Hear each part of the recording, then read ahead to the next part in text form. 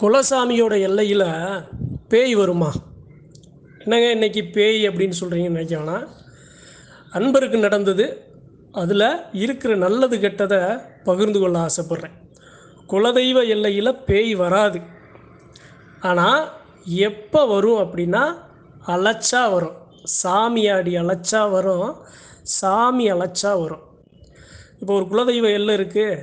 அந்த குலதெய்வ எல்லையில் ஒருத்தவங்க சாமி ஆடுறாங்க. சாமி ஆடினது இல்லை, இது வந்து உன் மேலே வந்தது சாமி இல்லை, பேயின்னு ஒரு சில வார்த்தைகள் சொல்லுவாங்க. அது தானாக குலதெய்வ எல்லையில் பேய் நுழையவே அங்கே அதிகாரம் இருக்காது. மனுஷங்க மேலே பேய் வராது. அப்படி ஒரு சில பேர் அப்படி ஆடுறாங்கன்னா அவங்களுக்கு புரியாமல் ஒரு வேகத்தில் ஒரு அவசரப்பட்டு தெய்வத்தின் மேலே அதீத ஆசைப்பட்டு அவங்க ஆடுவாங்க. உண்மையான சாமியாக கூட இல்லாமல் இருக்கலாம். ஆனால் அதுக்காக அவங்க மேலே வந்தது பேயின்னு சொல்லிட முடியாது. ஏன்? குலதெய்வ அந்த எல்லைக்கு உள்ள பேயோ காத்தோ கருப்போ பிசாசோ உள்ளே நுழைய முடியாது. குலதெய்வம் உள்ளே அனுமதிக்காது. இதை மட்டும் புரிஞ்சுக்கணும். இன்றைக்கி குலதெய்வ எல்லையில் பேய் வராது அப்படின்னு சொல்கிறதுக்கு காரணம் என்ன அப்படின்னா, ஒரு அம்மா அந்த அம்மாவுக்கு அந்த அம்மா தெரியாமல் ஒரு ஆட்டமாடி அந்த அம்மாவுக்கு உன் மேலே வந்தது பேய் அப்படின்னு தன்னுடைய கூட இருக்கிறவங்களே சொல்லி அந்த அம்மா பட்ட அந்த வேதனை இருக்குல்ல, சாமி வருது உன் மேலே சாமி இல்லை ஒதுங்கி ஓரமாக நில்லு அப்படிங்கிறது வேற, இல்லை சாமியே போய் அவங்கள தள்ளி முட்டி ஒரு ஓரமாக நிப்பாட்டுறது வேற. ஆனால் அது போன்ற சொற்கள் அவங்க மனசை காயப்படுத்தும். அது போன்ற செயலில் யாரும் ஈடுபடக்கூடாது. சரிங்க, பேய் அழைச்சா எப்படி வரும்? ஒருத்தவங்களுக்கு இது மாதிரி பேய் பிடிச்சிருக்கு, உண்மையிலே ஒருத்தவங்களுக்கு ஒரு காற்று கருப்பு அவங்கள சாடி நிற்கிது. குலசாமி எல்லைக்கு கூப்பிட்டு வர்றாங்க. குலசாமி எல்லை கூப்பிட்டு வந்து அங்கே கேள்வி முன் வைக்கிறாங்க. ஐயா, இந்த பிள்ளை மேலே ஏதோ ஒரு காற்று கருப்பு அண்டி நிற்கிது, பேய் பிடிச்சிருக்கு, அந்த பிள்ளையோட மாற்றங்கள் செயல்பாடுகளில் வேறு மாதிரி தெரியுது ஐயா, நீயே இந்த எல்லையில் இருக்கிற தெய்வம் நீ காத்து கொடுக்கணும், இதை நீ விலக்கி கொடுக்கணும், அந்த பிள்ளையோட வாழ்க்கையை கொஞ்சம் நீ பாதுகாத்து கொடுக்கணும் அப்படின்னு அந்த இடத்துல அந்த தெய்வத்து முன்னாடி கேள்வி வைக்கிறாங்க. அப்படின்னா அந்த இடத்துல அவங்க மேலே இருக்கிற சாமி பரிபூரணமாக நின்றுச்சு அப்படின்னா அந்த பிள்ளை மேலே இருக்கிற அந்த பேயை ஒரு பார்வை அந்த பிள்ளையை பார்த்தாலே அந்த பிள்ளையை சாடி நிற்கிறது முன்னாடி வந்து நின்று அந்த இடத்துல நிறைய நிகழ்வுகள் இருக்கும். தேவையானதை கொடுத்தும் அதை விளக்குவாங்க, போகாத சாட்டையடி அடித்தும் விளக்குவாங்க. எதுக்குமே அடங்காததை அவங்க கொடுக்குற அந்த எலுமிச்சங்கனி, அதே சமயம் அவங்க கொடுக்குற அந்த ஆச்சார விபூதி அதை கரைச்சி காத்தோட கரைக்கும். இது சாமியாடிகளுக்கு தெரியும், சாமி செய்கிற நிகழ்வு. அப்போ அந்த இடத்துல அந்த சாமியாடி நீ வா அப்படின்னு அழைச்சாதான் அந்த யார் மேலே நிற்குதோ அவங்க மேலேயே அந்த இடத்துல சாமி வரும். அதாவதுங்க, இதில் ஒரு கனவு அந்த பெண்மணிக்கு எப்படி ஒரு கனவு அப்படின்னா, இது மாதிரி சாமி ஆடுறாங்க. சாமி ஆடின உடனே இல்லை உன் மேலே வந்து இது பேய் தான், நாங்கள் ஏற்றுக்க முடியாதுன்னு சொல்லிடுறாங்க. அந்த பெண்மணிக்கு குழப்பம். ஐயோ, நம்ம மேலே இப்படி சொல்லிட்டாங்களே, நம்ம சாமி மேலே நம்ம அறியாமல் நம்ம செஞ்சதை இப்படி சொல்லிட்டாங்களே அப்படின்னு இருக்கும்போது அந்த இடத்துல அந்த அம்மாவுக்கு ஒரு கனவு வருது. எப்படி கனவு வருது அப்படின்னா, அந்த பெண்மணிக்கு அதாவது யாரோ ஒரு அம்மா வந்து உனக்கு வந்து ஒரு மாதிரி ஒரு தீய சக்தி உன்னைய சாடி நிற்கிது அப்படின்னு அந்த அம்மா கேட்க, அதுக்கு அப்படியா இல்லையே அப்படின்னு இது எதிர்த்து சொல்ல, மறுபடியும் இல்லை, உனக்கு ஒரு தீய சக்தி உன்னைய சாடி நிற்கிது, அதனால் உன் தலை முடியில் நான் வந்து முடி எடுத்து ஒரு முடிச்சு போட்டு உன்னைய எல்லாம் சேர்க்க போகிறேன் அப்படின்னு அந்த பெண்மணி சொல்லுது. அதுக்கு இந்த பெண்மணி சொல்லுது,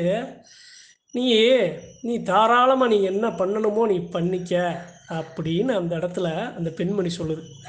அந்த இடத்துல அது பேயாக இருந்தால் அந்த பெண்மணி யாருக்கு இது மாதிரி பேய் ஆடுறன்னு சொன்னாங்களோ அவங்களுக்கு இது மாதிரி பேயா அவங்க மேலே உண்மையாக இருந்துச்சு அப்படின்னா, அந்த ஒரு தெய்வமே வந்து அவங்க வந்தவங்க ஒரு சாமியை சுமக்கிற ஒரு சாமியே வந்து உன் தலை முடியல நான் ஒரு முடிச்சு போட போகிறேன், உன்னை போட்டு சேர்க்க வேண்டிய இடத்துல சேர்க்க போகிறேன்னு சொன்னாலும் அந்த இடத்துல பேயாக இருந்தால் அது அஞ்சு நடுங்கும், ஓடி ஒளியும், பயந்து நடுங்கும், எதிர்த்து சண்டை போடும். அப்போ அந்த இடத்துல அந்த பெண்மணி என்ன சொல்லுது, நீ தாராளமாக நீ பண்ணுறத பண்ணிக்க அப்படின்னு சொன்ன உடனே அந்த பெண்மணி அந்த அந்த கனவுல தெரிஞ்ச அந்த அம்மா வந்து ஒரு தலையில் ஒரு முடிச்சு போடுது. அதாவதுங்க, இதில் அந்த பெண்மணிக்கு என்ன குழப்பம் அப்படின்னா, நம்ம சாமி ஆடணும், நம்ம மேலே வந்தது பேயின்னு சொல்லிட்டாங்க. நமக்கு கனவுல வேற இது மாதிரி ஏதோ ஒரு பெண்மணி வந்து தலையில் தலை முடிய ஒரு முடிச்சு போடுது. அப்போ ஒருவேளை நமக்கு சாமி வரலையோ, இல்லை பேய் தான் நமக்கு வருதோங்கிற அச்சம் அந்த பெண்மணிக்கு வந்துருச்சு. ஏன்? அந்த கனவுல தெரிஞ்சதுனால. அந்த பெண்மணி அந்த பெண்மணிக்கு எப்படி அது அவங்களுக்கு புரிய வந்துச்சு அப்படின்னா, பேயாக இருந்தால் எப்படி எதிர்த்து பேசும், எதையும் செய்கிறத நீங்கள் செய்யுங்கன்னு எப்படி சொல்லும். ஆனால் அது நாம் சொன்னதுனால, நம்ம எதிர்த்து சொன்னதுனால அது நம்ம பேய் இல்லை அப்படின்னு அவங்க மனசு ஒருநிலைப்படுது. சரிங்க, கனவு ஏன் அப்படி அவங்களுக்கு தெரியுது? கனவு ஏன் அப்படி தெரியுது அப்படின்னா, அவங்க மனசில் இருக்க அந்த அச்சத்தை, அந்த அசலாட்டத்தை பரிசோதிக்க கூட இது போன்று தெய்வங்கள் வந்து விளையாடும். அப்போ அந்த கனவுல அந்த பெண்மணிக்கு தெரிஞ்சது ஒரு சாமியாக இருந்தாலும் பரிசோதிக்க கூட அப்படி வரும். ஏன்? ஏன்னா ஒரு சில பேர் ஒரு சில சொற்களை சொல்லி இது மாதிரி சொல்லும்போது வந்தது சாமி இல்லை பேயின்னு சொல்லும்போதே நம்மளை ஓடி ஒதுங்கி நம்மளை நிற்க வச்சிடும். நம்ம சாமியே இருந்தாலும் நம்ம முன் வந்து சாமியை வணங்க மாட்டோம், கும்பிட மாட்டோம். அப்போ இது போன்ற அந்த சொற்கள் வந்து ஒதுக்கி ஒதுக்கி ஒதுக்கி மன நம்பிக்கையை குறைச்சி, உற்சாகத்தை குறைச்சி தெய்வம் மேலே எந்த ஒரு இதுவுமே இல்லாமல் நம்மளை ஓரமாக ஒதுக்கணும். அதை சரி பண்ணுறதுக்காக கூட அந்த கனவுல அந்த பெண்மணி வந்து அது போன்ற ஒரு விளையாட்டு விளையாண்டுருக்கலாம்.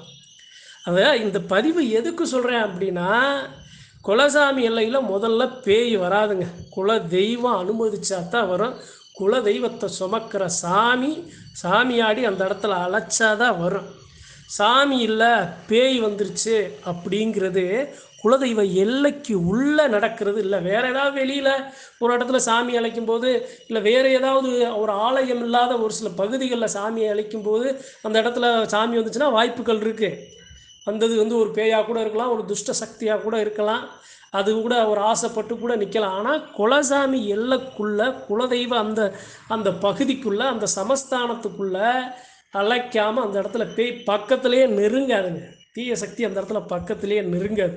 முதல்ல குலசாமி வருதுன்னா குலதெய்வத்தோட உடன் தெய்வங்களும் ஆண் தெய்வங்களும் பெண் தெய்வங்களும் 8 திசைகளை கட்டி காத்து அந்த இடத்துல காவலாக நின்றோம். எதுக்கு எலுமிச்சங்கனி அந்த இடத்துல சுற்றி சுற்றி அந்த எரிஞ்சு போகிறாங்க அப்படின்னா, அதெல்லாம் அந்தந்த இடத்துல வர்றதை அடித்து ஒடிச்சு அந்த இடத்துல முடிச்சு விடணும். பக்கத்துலேயே குலசாமி நெருங்க விடாது, குலதெய்வங்கள் நெருங்க விடாது. அப்பேற்பட்ட ஒரு எல்லையில் பேய் வருமானம் வராது, அழைத்தால் மட்டுமே வரும். அதுக்கு ஒரு முடிவு கட்டணும் அப்படின்னு குலசாமி நினச்சா மட்டுமே வரும். வரவு வைக்கும். அப்படி வராமல் இருந்தாலும் அதை வரவு வைக்கும். குலசாமி தானாக அந்த இடத்துல அந்த எல்லையில் நுழைய முடியாதுங்கிறத அழுத்தம் திருத்தமாக அன்பர்களுக்கு பதிவு செய்ய ஆசைப்பட்றேன்.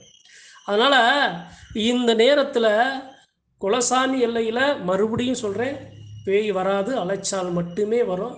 அந்த பெண்மணிக்கு இந்த பதிவின் மூலியமாக சொல்கிறேன், நீங்கள் அடுத்த முறை சாமியை நீங்கள் ஆட போனாங்களோ ஆட நினச்சாலும் நீங்கள் அந்த சாமியை நீங்கள் வருந்தாதீங்க.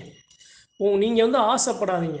அவசரப்பட்டு உங்கள் உடம்பு புல்லரிச்சாலோ சிலிர்த்தாலோ நீங்கள் ஆடி போகாதீங்க. கையில் ஒரு எலுமிச்சங்கனியை வச்சுக்கோங்க.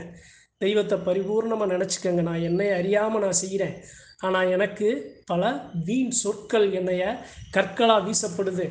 எனக்கு பரவாயில்ல, என்னை பேயின்னு சொல்லிட்டா கூட பரவாயில்ல, ஆனால் என் மேலே இருக்கிற ஒரு சாமி வந்துச்சுன்னா வர்ற உனக்கு அந்த இடத்துல உதாசீனப்படுத்துகிறாங்க, அசிங்கப்படுத்துகிறாங்க. அதனால் நீ என் மேலே வராத அப்படின்னு ஒரு கையில் எலுமிச்சங்கனியை வச்சு நல்லா வருந்தி நில்லுங்க.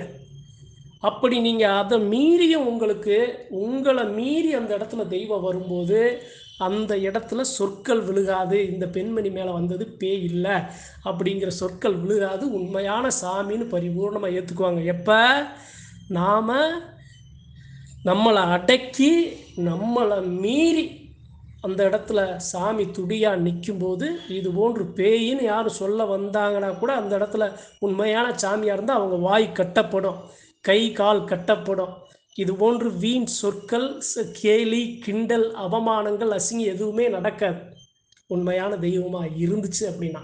அதனால் சொல்கிறேன், அவசரப்படாமல் உடம்பு சிலிர்த்தாலும் தெய்வத்தை ஆசைப்படாமல் ஆடணும்னு ஆசைப்படாமல் நீங்கள் இருக்கணும் அப்படின்னு அந்த பெண்மணிக்கு இந்த பதிவின் மூலியமாக வலியுறுத்தி, குலதெய்வ எல்லையில் பேய்கள் வராது, குலதெய்வ சமஸ்தானத்தில் பேய்கள் வர அச்சப்படும், அதன் குலை நடுங்கும் என்று சொல்லி நன்றி வணக்கம். மற்றும் ஒரு பதிவில் சந்திப்போம்.